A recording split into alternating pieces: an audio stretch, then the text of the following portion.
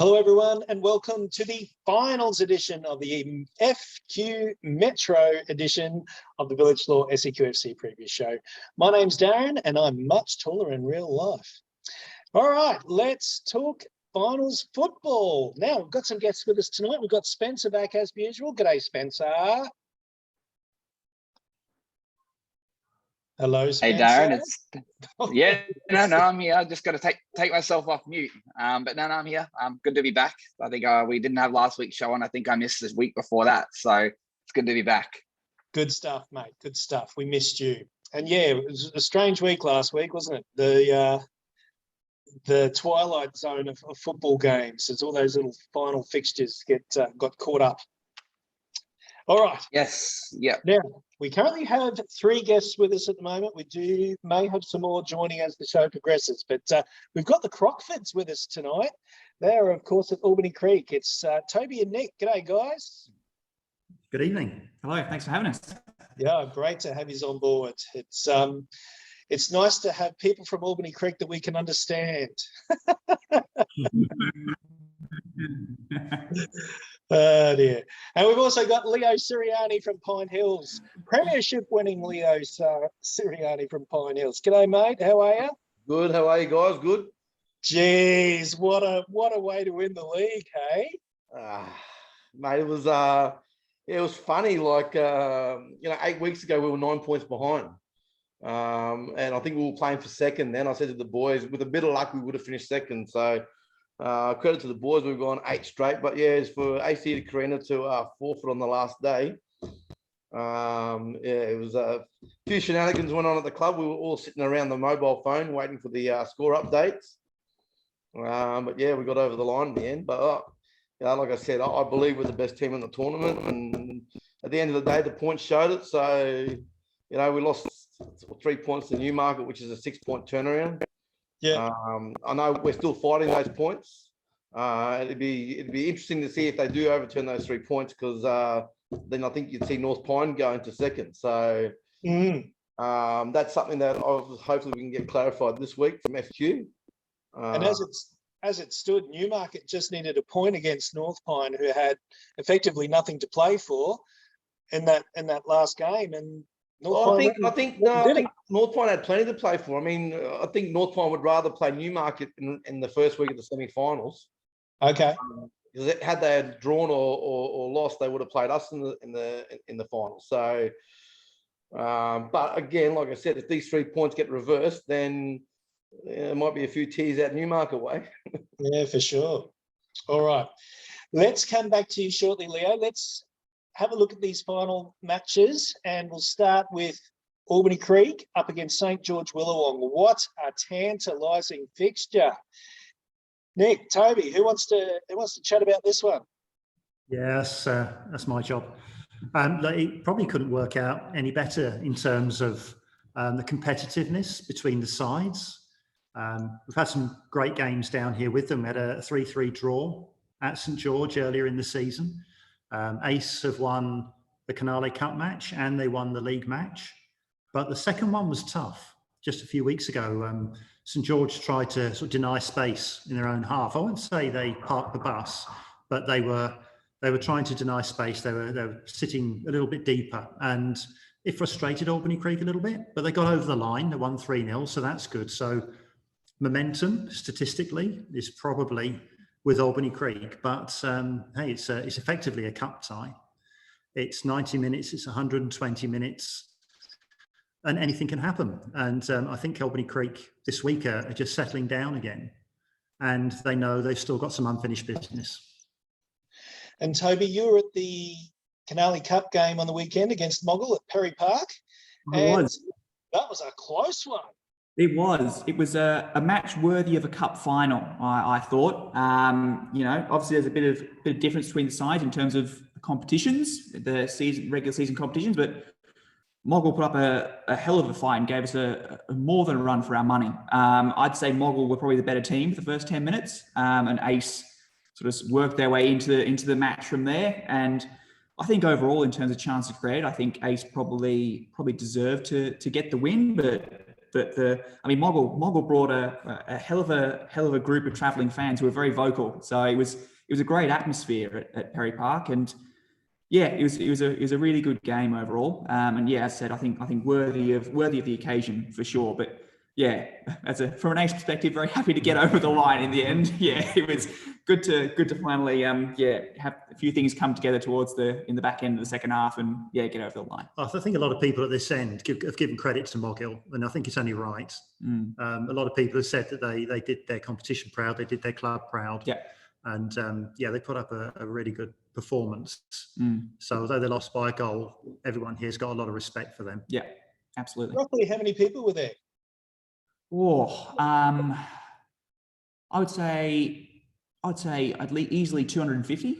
I would say, yeah. Moggle packed out a good third of the grandstand there at Perry Park. They'd sort of got their own little section, and that was packed. And then Ace took up a similar amount, and then there was a few sort of neutrals in there as well. So I'd say 250 would be a fair estimate. As I said, great atmosphere, and there's a few people dotted around on the hill as well on the other side. So yeah, I'd say comfortably 250. It was very, very vocal, both sets of fans. So yeah, made for a really good game on off the pitch.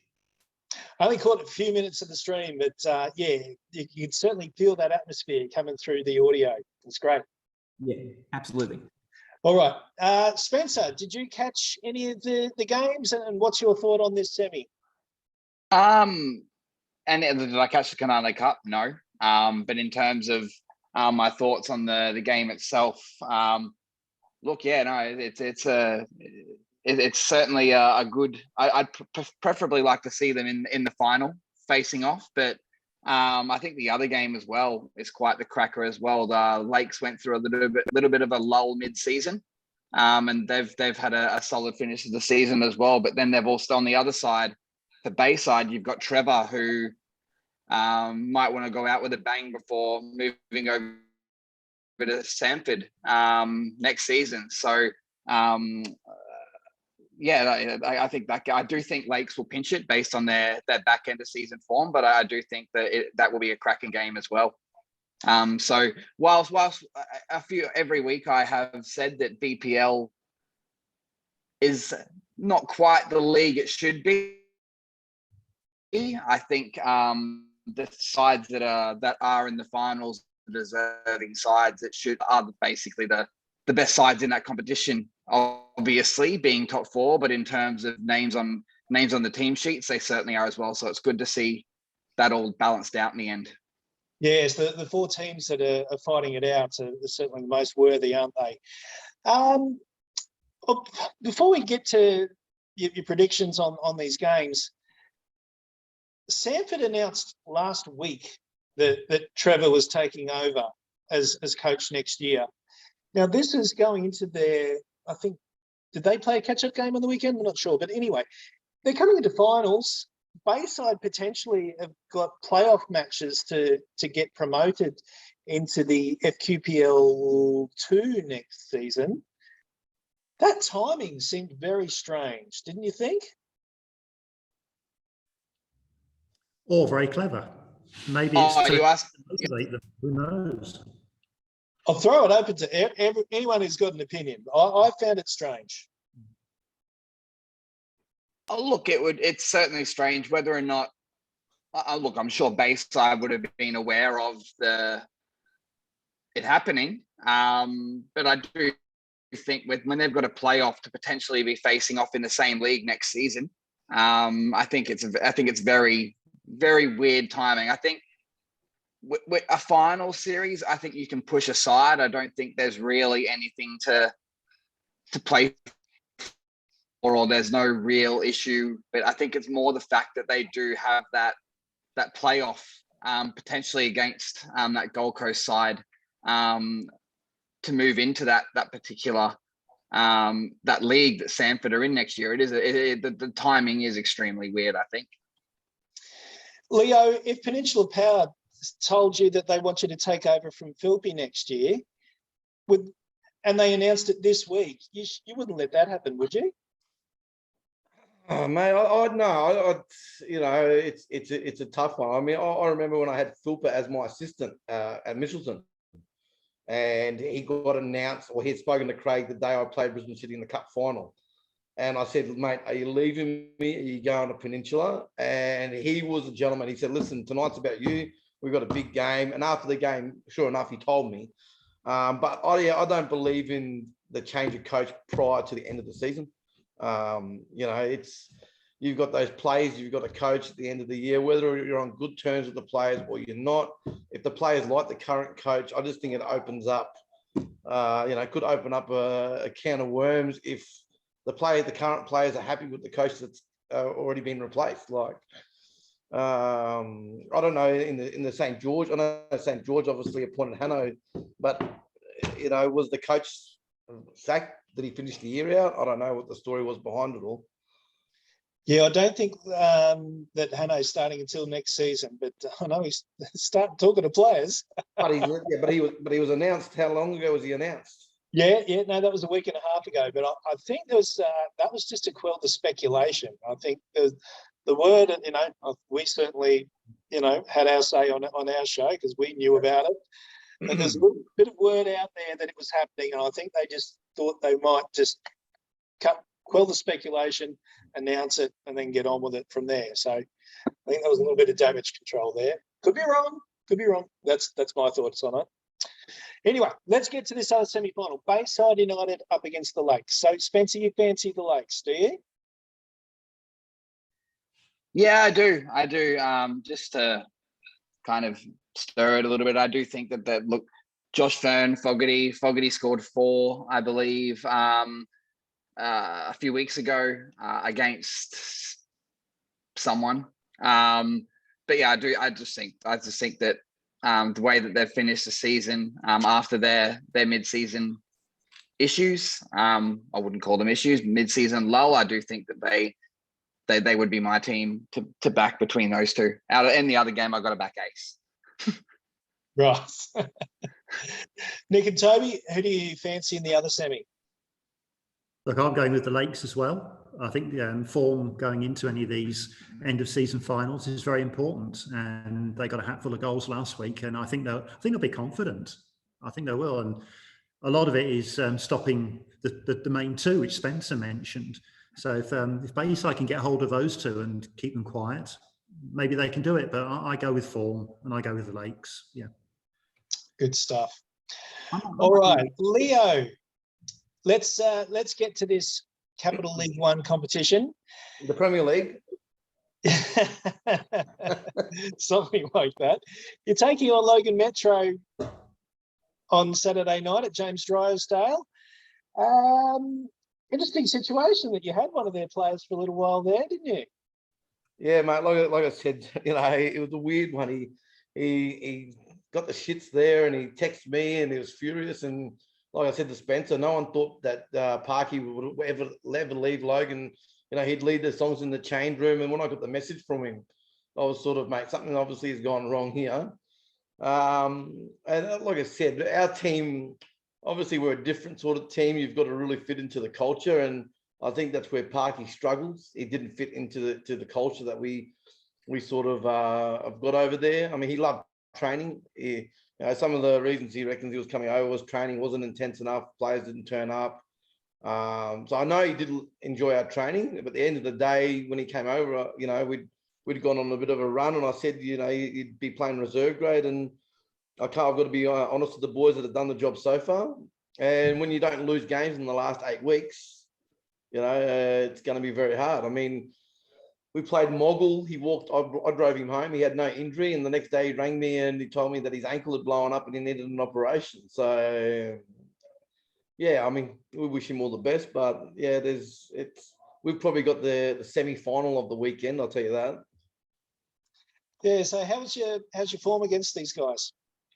I think we've drawn, lost, and won. But the one that I love is Forbes, their coach. When we lost to them in the Canali Cup. That was 9 weeks ago now. He's told me that if Pine Hills won every game from then on, that Logan would be the premiers. Right. Didn't quite work out, Well, did it? we stuck to our part of the deal, so. Yeah. But no, listen, it's going to be, it would be nice to play them in the final. I think whoever goes through will play, and no offense to Newmarket, but I think whoever wins will play North Pine in the final. I was slightly confident that North Pine would beat Newmarket, especially over at North Pine. It's not a bad field, but this is where Football Queensland and Football Brisbane need to look at things. That semi-final, and I don't want to offend anyone at Newmarket. I like everyone at Newmarket, but that field at Newmarket is disgraceful. Now, to go play a semi-final there, I just don't think it's fair if we were playing a semi-final at this stage of the season on a pitch that just basically you go there, kick it long, and hope for the best. Win 50-50s, win seconds. Like, you're not going to see a great game of football. It'll be a 90-minute battle on a landmine pitch. What is the issue with the pitch, Leo? Is it bumpy? Is it dry? Is it both? Everything dry, bumpy. It rained last year for 10 minutes and it looked like a canal because no drain, like it's turned to mud and water. But to have a semi-final on that pitch, it does bring Newmarket back into it. I just think that all semi-finals, unless if your club doesn't have a pitch that's at a reasonable level, then they should alter the game and maybe flip it to the lower team. I just think a semi-final or a big game should be played on a pitch where both teams, look at Albany Creek. If Albany Creek are going to go play a mediocre team on a bad pitch, it's even Stevens. If Albany Creek get them on a pitch like Perry Park or on a carpet pitch, then Albany Creek would win that game. However, if we play the pitch on rocks, well, fucking who's going to win? We don't know. So and that happened to me at Mitchie. We played 2 semis at Mitchie back in the day, and our pitch wasn't good enough, and it probably cost us semi-finals. But I think everything's changed over the last 10 years. I think semi-finals should be played on a pitch that warrants a semi-final. And if the host team's pitch isn't up to scratch, and the other thing is there's a duty of care on players too. Like you don't want to play in the dirt, blotches everywhere. And that's just how that field is every year. And that's, like I said, I don't mean any offense to the people at Newmarket, but for football, if we want to see a good semi-final, let's play it on a good pitch. Gold Coast football did something really interesting this year. They played their semi-finals in the same format, but it was home and away. So 2-legged ties. So that effect gets nullified. Well, that was in, I think that was in here probably 12 years ago when I remember when Brownie was coaching City. I think we played Rochdale on a home and away league, but who knows next year? Exactly. Every year it's something different. Brisbane City got relegated on I think games lost or games won. It wasn't on goal average last year in the QPL, and but at the end of the day, like I said, regardless of what's going to happen, you want to see a semi-final where 2 teams can go out and actually play football. And like I said, the premiership's gone, but this little final series gives the best teams that opportunity of getting there, not playing on a pitch where it's 50-50 now. And, you look at the Lakes have got some handy players up front, but on a pitch, if they played on a pitch that wasn't handy, and then if I was the opposition coach, come and play at Newmarket. But there's a lot of things that I think they need to look at, and hopefully they you got to make decisions for the better of the game. That's my belief. So, Spencer, who's going to win these semis? You put me on the spot with the main one. I agree with Leo. That's probably the match of the Metro football leagues as a whole. I do think that is the absolute pinnacle out of them all. Look, I think, I haven't seen North Pine or Newmarket play, but look, I'll probably agree with Leo in regards to the pitch itself. If it's just basically pump it long, that's going to be a 50-50 game. for the sake of the players, hopefully it doesn't go to 120 minutes. Whoever wins the Pine Hills Metro game would be licking their lips in regards to if it does go to 120 minutes. But I do think that Pine Hills Metro game will go the distance. I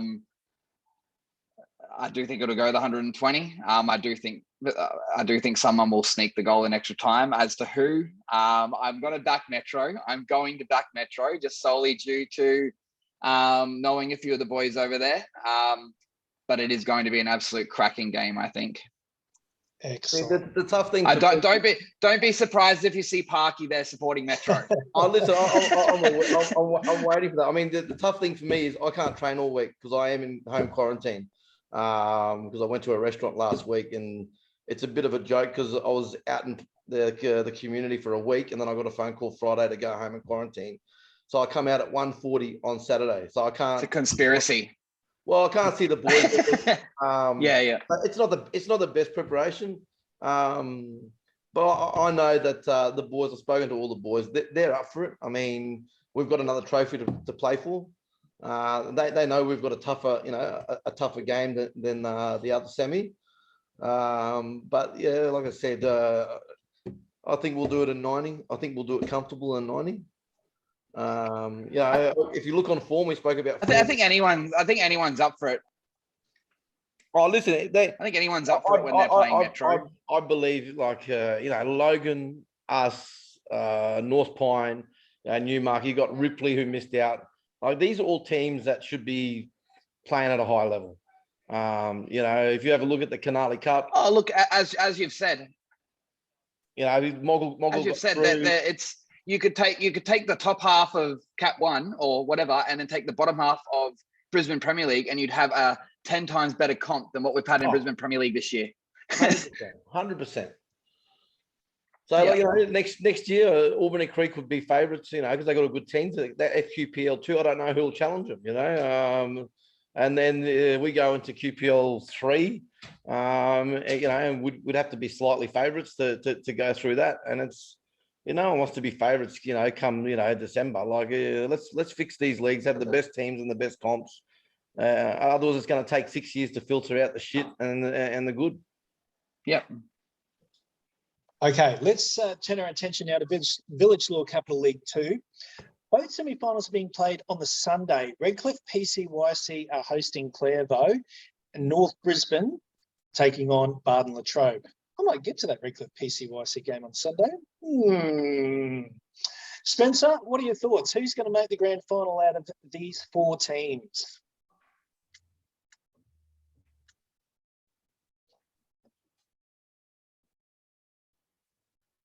You're not on mute again, are you, Spencer?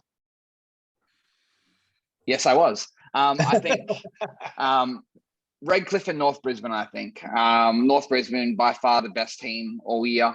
In that competition, and Redcliffe, I think Redcliffe are going to be too strong for Clairvaux. They did play each other a few weeks ago, and that was to solidify that second promotion spot, I believe. Redcliffe were too strong, far too strong for Clairvaux. Then you get them onto that condensed pitch as well at PCYC there, and they're very difficult to break down, and they know how to play on that field extremely well as well. So I think Redcliffe, North Brisbane will be the final, and it will be the deserving final for that competition as well. All right. I might have neglected Redcliffe Dolphins at some point in the past couple of weeks in either a written article or something on the show. Apologies, guys. Nothing intentional. Good luck on the week. There's a bit of news out of there. I think that they've got a pretty bright future ahead of them as well. I think they're breaking away from that PCYC.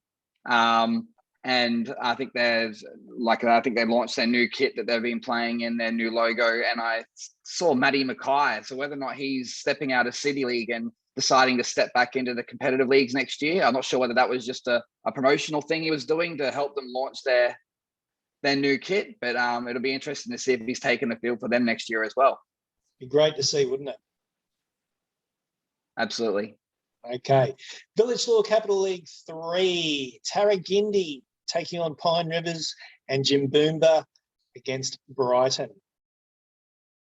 What are your thoughts, Spencer? Oh, Jason never joined. All right. So no, I think Tarragindi again. Kevin has had them firing all season. I think they'll do Pine Rivers. I think Pine Rivers only just snuck in. It was a very tight battle for fourth. I think Bethania were involved as well. And Jimboomba, I think, will be the too good for Brighton. Jimboomba is a very, very tough place to go, and they've always got people up behind the goal there near the bar. It's a tight field. It's a dodgy field, but not. I still feel as though it's playable for finals football, but it is a very intimidating place to go. And I think finals football itself will just be add that extra level for that particular game as well. So Tarragindi Jimboomba finals, so first, second for that one as well. Good stuff. I might just check and see if any of our guests are here. No, they are not. So stuck with us, guys. Sorry about that. All right. So Tarragindi and Jimboomba are your tips there.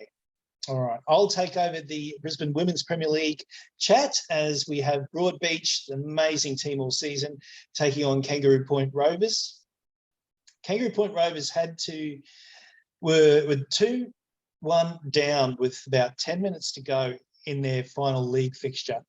And Kate, I'm going to look up her surname. I'm going to name her Kate Rose. In the first half, she scored a goal that Maradona would have been proud of. In the second half, with 5 minutes to go, the season on the line, she only went and did it again, didn't she? Scored an amazing goal. First goal, she beat 5 players. Second goal, she beat 3. Just spectacular goals. Was a privilege to watch.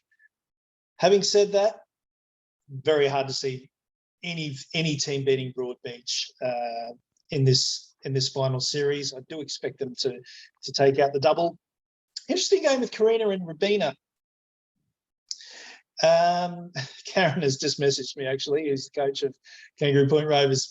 Karina lost a couple of players during the season which were vital to them up front, but they seem to have found the solutions to the problems that their absence created. So they've been looking really good over the past few weeks, been quite solid at the back, taking on Rabina City side, who when they're good, they are great, but they have been inconsistent and had the odd off day as well. So very interesting semi-final to see which teams show up. The game is being played at Karina. Look, I'm going to tip Broadbeach in the first semi. Look, I'll go with Rabina. I'm going to call Rabina. I'm going to call it an all Gold Coast Brisbane Women's Premier League final.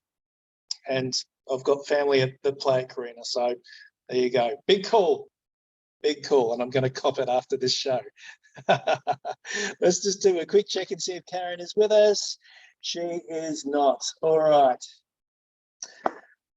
That's the wrap of the leagues. Guys, we'll just do a quick chat about the season as a whole.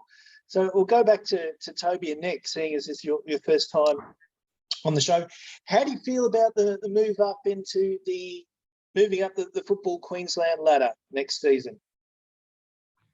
I think, as Spencer said, we've got a particularly strong team here at Albany Creek. I think it's a team that really needed to go up to a next level. Yeah. I'm interested to see how we do next year. I don't know too much about the sides that are in FQPL2. I haven't seen much of them this year, but I would feel fairly confident that we'll be competitive at that level. Whether we can be as dominant this year, I very much doubt it. I don't think statistically we'll have another year like this with our seniors and our reserves, who have just been absolutely out of this world, and credit to them for that. But looking forward to next year, looking forward to a new challenge and something that will challenge the players that we've got. Yeah. It did feel like Ace were the big fish in the small pond this season. Yeah, it did. They, by their own admission, they weren't happy with last year. I know it was truncated. There's only 11 games or whatever, but they weren't happy with last year. So start of this year, they set themselves some pretty tall targets. One was going unbeaten. One was trying to win every trophy that's going. So far, so good. And they've worked hard for it. It's not come easy. There are some good players in there, but they do work hard. They do train hard. training like an NPL side, and that's paid off. So it's been an interesting season. We've seen some of the best goals we've ever seen. We've seen some of the best performances we've ever seen, without it being absolutely competitive all the way through. But that in turn is a credit to Steve Glockner and the squad that he's got together. Yeah, I was just going to ask about Steve. He's probably one of the most humble and shy coaches that we have in Southeast Queensland. But gee, he gets results, doesn't he? He does. He's a very good operator. He's a great guy to work with. He is humble, but don't let that cloud your vision of him. He's got an edge, and he will let you know it. And he's also very astute, and he's getting, and he'll admit this through experience, he's getting more and more astute at his planning, his substitutions, his tactics, and everything like that. So personally, I think he's a very, very good operator, and I think he's great. I think he's absolutely great. And Alex McMillan, his assistant, great pair, terrific pair. Yeah. So I take it you have no problems with interviews with him then? No problems at all. No. After the game, it's very good to speak to Steve. He'll tell you a bit about what sort of the game plan was going into that match and what sort of things he wanted to do. And it's tactically he's very good. I think at times on the sidelines, at points this season when things haven't been going our way, I think the quiet Steve Glockner goes away for a couple of minutes, and you hear him from the other side of the pitch in the grandstand yelling a few things. But yeah, I mean, he's certainly one of the very cool. He's a cool, calm customer, Steve, and he gets the job done. Yeah, very happy to have him here. Absolutely. Fantastic. I remember the times back when I was working for Football Brisbane and he was coach of Easts. It just always happened to be the case that whenever we covered an Easts game, they lost. So I'd have to interview Steve after the game. It was always painful, so tough, because I was really happy the one time that I got to interview him after a win. Let's just put it that way. All right, guys. Things that Steve did for the last couple of weeks. Steve's been saying there will be a game when things won't go our way. Yeah, we're going to have to dig in and we're going to have to battle through it. And I think his feeling was that was the Canale Cup final when we missed the penalty with the own goal early on. So he was preparing for that. He had it in his mind, how to tackle it, how to work your way through it, and they did it. So. Yeah. I think one of Actually, I want to just ask you one more before we wrap up. The length of the season, how have you guys coped with it there? I think we've been pretty good. I mean, we've been very good this year in terms of not too many injuries. I can't think of anyone who's missed. There's been a few players who've missed 2 or 3 games here and there with sort of small niggling injuries. We've hardly lost any players throughout the season. We've picked up a couple, one being Carter Glockner, who joined us sort of midway through the season, who's been, I think, a good pickup. And I think for next year, going into FQPL2, he'll be a really good player to have in the squad. So I think, we've been pretty lucky this year. And we've got with the reserves going so well as well, you've got, if a senior team players unavailable for some reason, you've got generally across most of the positions, I think we've got someone more than capable from the reserves or the fringes of the senior team squad to step in. So I think that's one of the beautiful things Steve's done. He's built such a strong core squad that's hardly changed over the last 2 to 3 years. So I think for us it's been all right. Yeah, you've got a lot of stability there, haven't you? Yeah, it's fantastic. I do have a question that's come up several times throughout the season. If we have time, I think we've got about 5 minutes. Look, I don't think there's any doubt that Ace will absolutely not walk the league in Caboolture style, but I think they'll win the league next year in QL2. But it has come up a few times as to, I think it was one of my first ever shows when joining it. I was surprised when I heard that Ace didn't actually apply for the QPL2, and I just want to kind of get to the bottom as to why, because they have been a competitive side. They've got the facilities obviously shared with Moreton Bay. That was suggested that may be one of the reasons why you guys never applied, but what was one of the key factors as to why he's never applied for QPL2? Because I can almost, I obviously wasn't on the selection panel, but you can pretty much guarantee that you guys would have been a pretty decent shout to get in. Well, I don't think there was a combination of factors other than I think we were showing loyalty to Football Brisbane, who we got on very well with, and we like the structures and we like the people we were dealing with. So I don't think there was anything more than that, to be honest. And maybe the timing wasn't right. I wasn't right in the heart of that decision.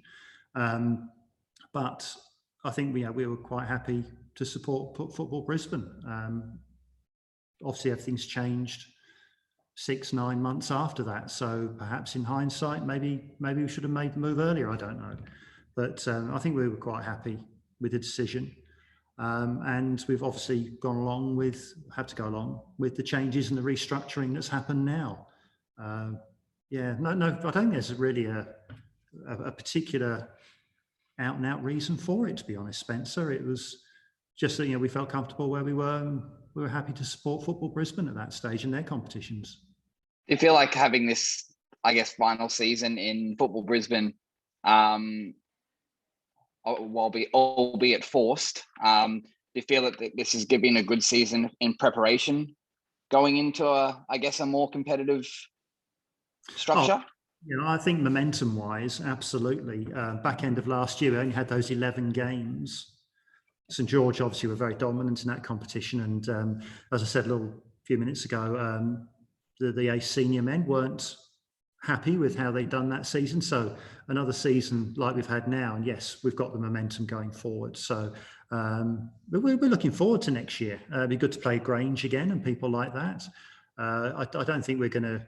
It's very kind of people to think that Ace are going to be at the top of the competition. I don't think anyone here will prejudge it. We'll know it's going to be competitive. We'll know it's going to be strong. And we'll know we're going to have to face it and approach it in the same way that we've done this year. But times have changed. Competitions have changed. Structures have changed. And we're happy to go with it. And we'll enjoy it. Enjoy the teams we're going to play next year. Too easy. Thank you. All right, that's the show, guys. Thank you very much for tuning in this week, a semi-final edition, which means we've got one more show to go. So we say thank you, Spencer Lawson. Thanks, Darren. Hopefully I can boast my predictions next week. Yes. I wonder how many people are going to place a bet based on your predictions. If hopefully there are markets for Cat 1, 2, and 3. Leo Sirianni, thank you very much for your time tonight. Yeah, no worries. And hopefully I'll see Spencer here next Tuesday or Wednesday, whenever you do the next one, eh? Yes, for the grand final edition. We'll try and get hopefully I can talk to Spencer and have a bit of a laugh with him. Good stuff. And Nick and Toby Crockford, great to have you on board with us. Thank you very much. Thank you. Good stuff. All right. This has been the Village Law SEQFC preview show. One to go. We'll see you next week.